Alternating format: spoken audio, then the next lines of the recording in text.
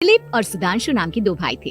दिलीप की शादी कावेरी के साथ हुई और सुधांशु की शादी माया के साथ। शादी के बाद दोनों भाई अपनी अपनी पत्नी के साथ खुशी खुशी रहा करते थे।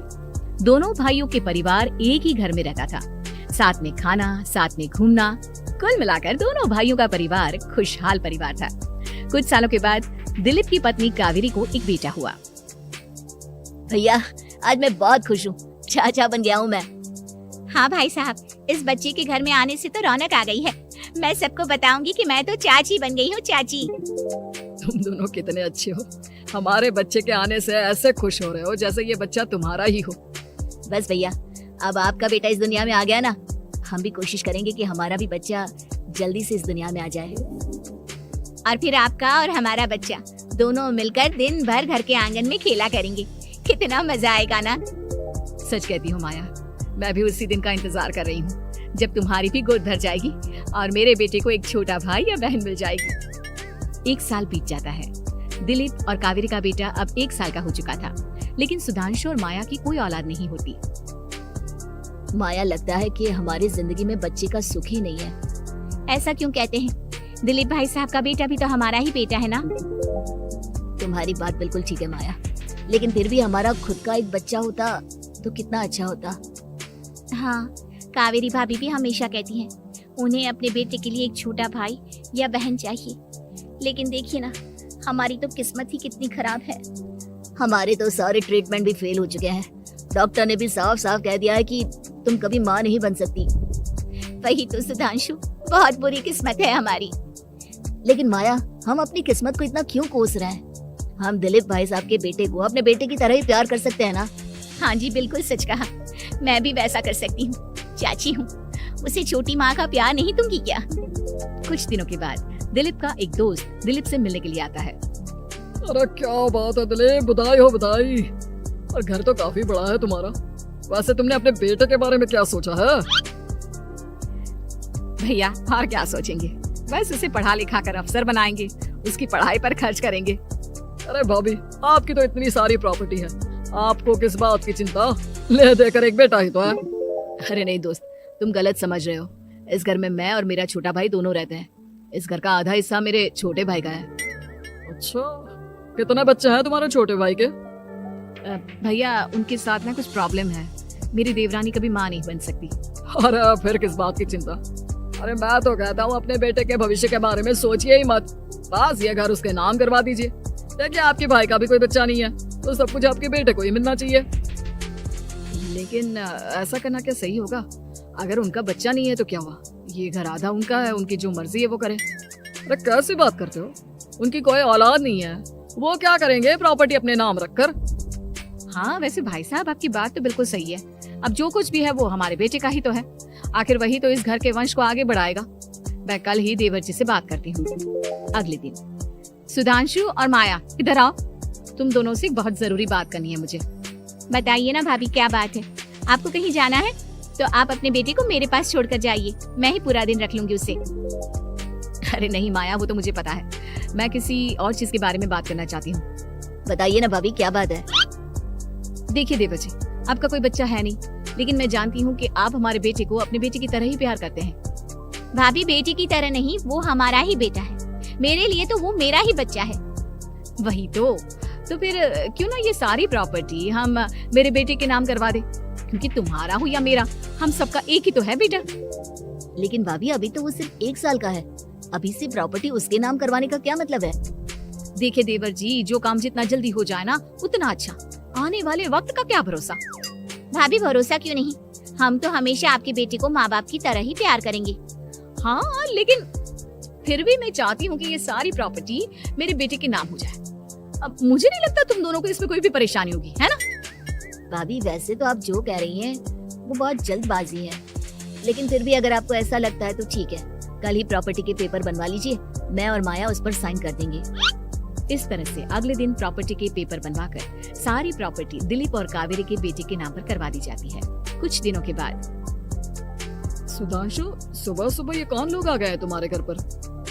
भैया, वो ऊपर वाला कमरा खाली पड़ा था ना, सोच रहा था किराएदार रख देता हूँ। लेकिन किराएदार रखने से पहले आपने हमसे पूछा भी नहीं।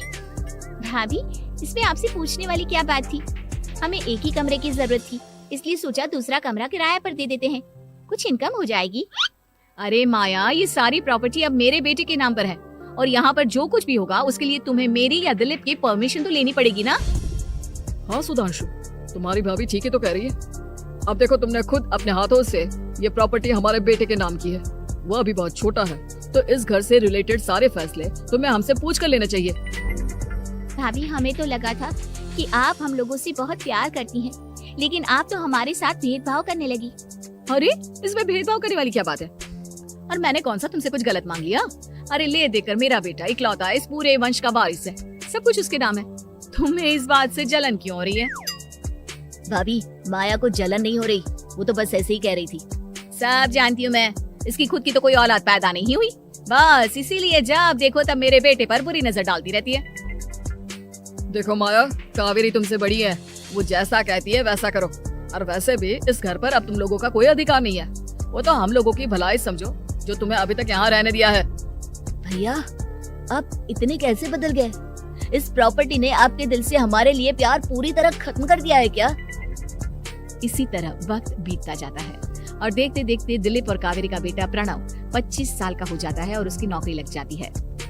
पापा, आज मेरा अपॉइंटमेंट लेटर आ गया है, मैंने सिंगापुर में जॉब ज्वाइन कर ली है।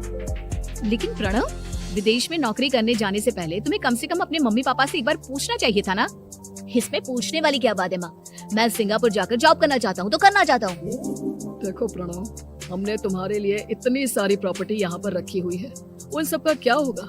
यहाँ रहो, बिजनेस करो। सॉरी पापा, मैं यहाँ रहकर कोई बिजनेस नहीं करने वाला, और ये जितनी भी प्रॉपर्टी आपने मेरे लिए संभाल कर रखी है ना, ऐसे ही किसी को दान में दे दीजिए, क्योंकि मैं सिंगापुर से वापस इंडिया आकर कभी नहीं रहने वाला। दिमाग खराब हो गया है तेरा? जानता नहीं, तेरी वजह से हमने तेरे चाचा चाची से लड़ाई करके पूरा घर तेरे नाम करवा दिया था। हाँ, तो ऐसा करने से पहले आपको सोचना चाहिए था ना। और मम्मा, मैं तो वैसे भी उस वक्त 1 साल का था, मेरा इस मैटर से कोई लेना देना नहीं है। कैसी बात कर रहा है ये लड़का? अरे तेरी वजह से अपने छोटे भाई से दुश्मनी लेकर बैठा हूँ मैंने तो उसे घर से भी निकाल दिया। जानता नहीं तू, बाजू वाले घर में एक छोटा सा कमरा किराए पर लेकर रहते हैं तेरे चाचा चाची, और ये सब मैंने तेरे लिए किया। देखिए पापा, आपने जो कुछ भी किया अपने लिए किया। मैंने आपसे कब कहा था कि मुझे ये प्रॉपर्टी और घर चाहिए? और वैसे भी अपने भाई के साथ इस तरह का बिहेव करके आपने कोई अच्छा काम तो किया नहीं। तू सही कह रहा है बेटा, हमने तेरे चक्कर में अपने छोटे भाई जैसे देवर और बहन जैसी देवरानी को इस घर से निकाल दिया। बहुत बड़ी गलती हो गई मुझसे। ठीक है मॉम, तो अब आप अपनी गलती सुधारो, लेकिन मुझे तो फॉरेन जाना है, मैं वहीं जाऊंगा। अब आगे क्या करना है ये आपका डिसीजन है। और प्रणव सिंगापुर जॉब करने के लिए चला जाता है। कुछ दिनों के बाद जब दिलीप और कावेरी को अपनी गलती का एहसास होता है तो वो सुधांशु के घर पहुंचती है। सुधांशु, माया, हमें माफ कर दो, हमसे बहुत बड़ी गलती हो गई। क्या हुआ भाभी?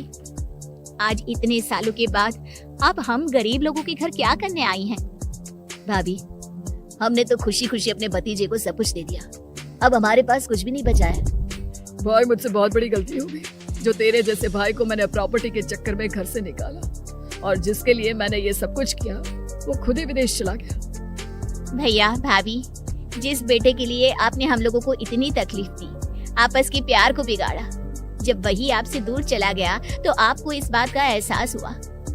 लेकिन माफ कीजिए, अब हम आपके साथ रहने के लिए उस घर में नहीं आ सकते। नहीं नहीं माया, ऐसा मत कहो, मुझसे बहुत बड़ी गलती हो गई, प्लीज वापस चलो, मैं वो घर फिर से तुम्हारे नाम कर देती हूँ। भाभी, मैं उस घर का क्या करूँगी? किसके लिए?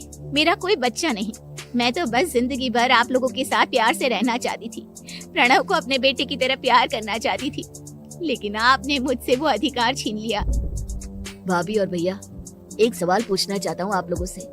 जो बच्चा कुछ ही दिन पहले दुनिया में आया हो, जिस बच्चे के भविष्य का आपको पता ही ना हो, उसके लिए अपने पुराने रिश्तों को तोड़ देना, अपने सगे रिश्तेदारों से दुश्मनी मोल लेना, उनके साथ झगड़ा करना, उनकी बेइज्जती करना, क्या ये सही है? कम से कम हमें सही वक्त का इंतजार तो करना चाहिए ना।